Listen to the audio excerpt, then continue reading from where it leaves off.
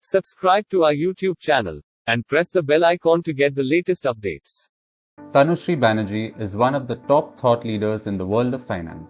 The quality of Tanushree's research and success of her stock recommendations has won her a cult following of more than 4 lakh readers globally. Over the last 2 decades, Tanushree has guided thousands of Indians to achieve financial freedom. At the beginning of every year, Tanushree releases her top investment idea for potentially generating massive wealth over the long term. And this year, Tanushree has got not just one, but 3 investment ideas for you to act on in 2022. So here are Tanushree Banerjee's top 3 ideas for 2022. The first one is about a massive opportunity in semiconductors. Watch Tanushree reveal how the landscape of the global semiconductor industry is poised to change dramatically in the coming decades. Why China is using its military against India and Taiwan to become a world leader in semiconductor manufacturing, and how India's military is thwarting all of China's attempts and secretly empowering the growth of India's semiconductor industry. Currently, India imports almost all semiconductors used here. Its demand is estimated to reach around $100 billion by 2025 from about $24 billion in 2021. Previous efforts to get companies to invest in the semiconductor space has failed. The complex manufacturing process requires heavy investments apart from the need for supply of uninterrupted clean water and electricity. India is seen as a strong player in chip design, but the companies have failed to get chip foundries into the country. When COVID hit in early 2020, companies across the globe adopted the China Plus One policy. This encouraged electronics makers to see India as a viable chip manufacturing hub. The investments in India's semiconductor capacity are expected to grow 4-fold in the next few decades. The Indian government has recently approved a 76,000 crore production-linked incentive plan or PLI for chip makers as early as December 2021. It's here that India's defense prowess comes in. This decade is going to be crucial for large chip manufacturing countries. The landscape of the global semiconductor industry may change dramatically in the coming decades. China is set to become the biggest chip producer after Taiwan and South Korea. By 2024, China is expected to have 20% share of the global chip capacity, Japan 12% and the US 10%. Meanwhile, China believes that US could inflict acute economic pain by depriving it of the most essential physical resource of the 21st century, semiconductors. That is where India fits into China's plans. The semiconductor industry requires 2 key resources like I told you, sand and fresh water. 10,000 liters of fresh water is needed to manufacture one 30-centimeter silicon wafer. So China has been aggressively trying to acquire these critical resources in India's northern borders. To add to that, India and Taiwan are in talks for lower tariffs to shift semiconductor capacities to India. This too has made China insecure. The semiconductor problem, the increasing vulnerability of China's economy, and its military supply constraints will lead China to consider military action against Taiwan. Again, India has had to rely on US military capacities during the Doklam crisis in 2017. This was the first time the country did so since the 1962 war with China. To protect its borders and ring-fence India's economic prospects in areas such as semiconductor chip manufacturing, India needs strong military capabilities. Therefore, India's indigenous defense equipment and chip-making plans are joined at the hip. So as you saw, semiconductors is set to be a $100 billion opportunity by 2025. But the next opportunity is even bigger. It's electric mobility. Let us see Tanushree reveal how COVID-led trade disruption between India and China is creating a massive opportunity in electric vehicles.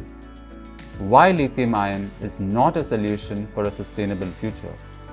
And how India has the technology and resources to potentially emerge as a world leader in electric mobility. The last time there was innovation in electric batteries, there wasn't really a crisis to back it.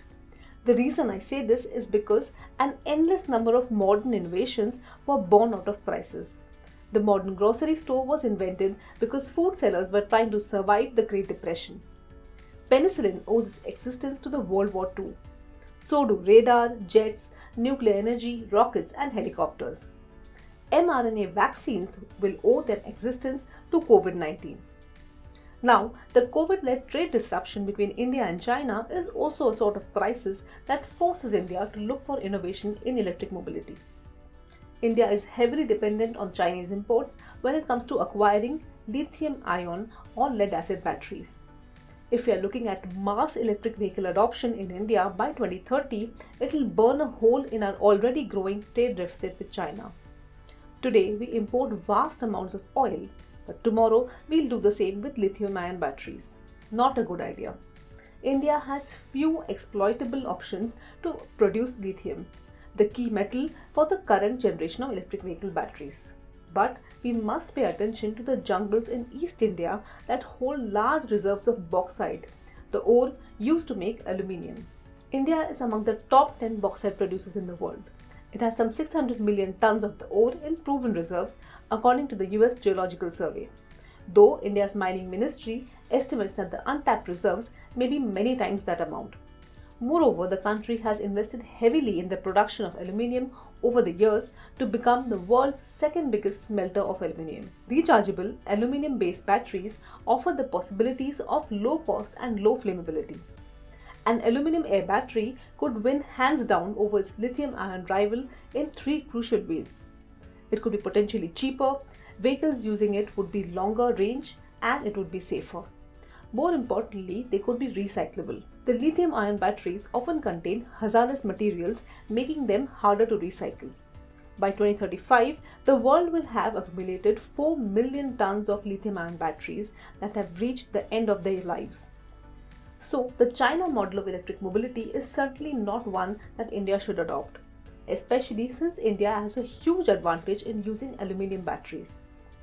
As I say this, a Bangalore-based startup specializing in nanotechnology has developed its own brand of aluminium fuel cells that offer 5 times the range than an average lithium-ion battery.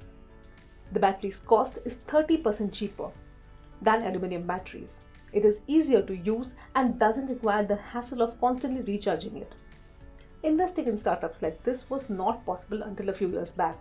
But now there's an indirect way to buy stakes in them even if you do not have the risk appetite of a venture capital firm.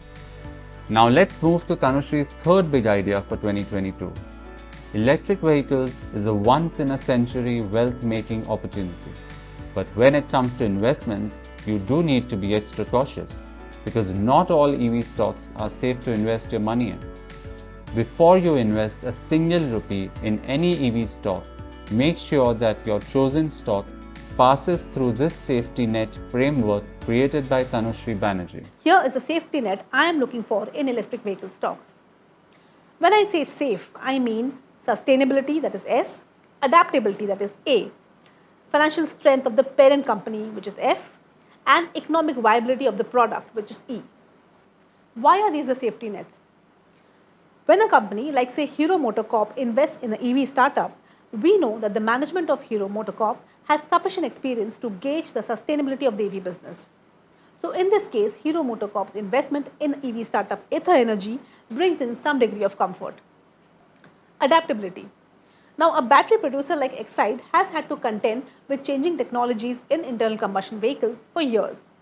The company is therefore quite adaptable to new technologies when it comes to battery making, and is ideally suited to test new variants of batteries for its customers, the EV producers.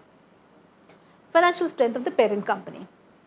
Remember I talked about heavy capex and deep pockets? Well, investing in a startup EV producer with no financial backing is fraught with risk for exactly this reason. Without the financial support from a sound parent company, the EV producers could soon run out of funds for technical investments. Finally, most important is the economic viability of the product. EVs will have to constantly compete with internal combustion vehicles on cost. So without an economically viable product, the car or the component, the companies will find it difficult to find buyers.